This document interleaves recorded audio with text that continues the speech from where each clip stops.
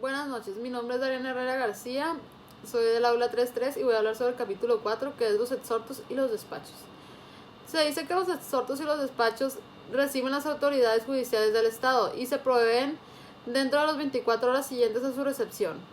Se diligencian dentro de los 5 días siguientes y, a no ser que le haya de practicarse, exigen necesariamente mayor tiempo. Las diligencias que no pueden practicarse en el distrito en que sigue el juicio deberán encomendarse precisamente al tribunal de aquel que la han de ejecutarse. También se dice que un tribunal, aunque una diligencia deba practicarse dentro de su propia jurisdicción, encomendarla a otro de inferior categoría del mismo distrito, y si por razón de la distancia fuese más obvio que se practique. Nos dice que los tribunales superiores pueden, en su caso, encomendar la práctica de las diligencias de los jueces inferiores y de su jurisdicción.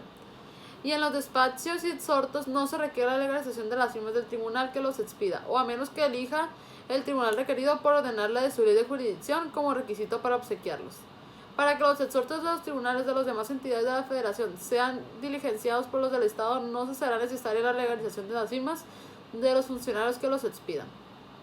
Dentro de este capítulo está el artículo 108, el cual nos dice que los exhortos que se remitan en el extranjero o que se reciban de él se sujetarán en cuanto a las formalidades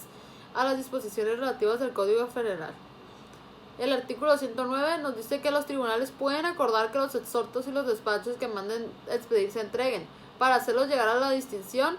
o a la parte interesada en que se hubiera solicitado la práctica de la diligencia, quien tenga la obligación de devolverlos en lo que se practique si por su producto se hiere la devolución.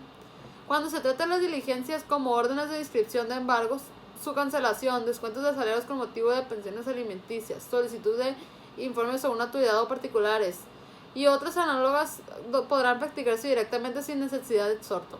por medio de un oficio o comunicación escrita por el tribunal que las decrete, aun cuando la persona de autoridad a las que se dirijan resida a fuerza en la descripción territorial del órgano del conocimiento, pero siempre que se encuentren dentro del Estado. Esos comunicados están a criterios de un juez y pueden igualmente ser entregados al interesado de su diligencia, conforme a lo previsto en la parte inicial de este artículo. En un caso urgente o en los que la premura haya que establecerse comunicación entre dos órganos jurisdiccionales, hace una aclaración o una explicación en cuanto a los exhortos y los despachos a que se refiere este artículo, y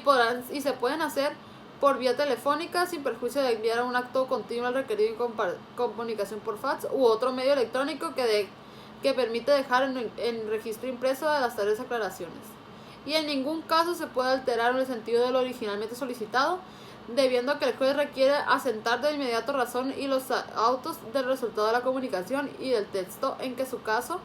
por el medio alterno, se haya dirigido al juez requerido. Este agregará el documento original a la impresión de referencia para que se informe para integrante del mismo. El artículo 100 nos dice que de todo documento que se presente después de la demanda o la constitución por el actor o demandado, respectivamente, será trasladado a otra parte para dentro del tercer día manifieste de lo que su derecho convenga. Y el artículo 101 nos dice que cuando la impugnación del documento nuevo se defiera a la admisión, por no hallarse ninguno de los casos expresados en el artículo 98, es entendible que el juez procederá en los términos del último párrafo de dicho proceso, en cuyo caso la resolución será apelable en defecto devolutivo. Esto sería todo por hoy. Muchas gracias.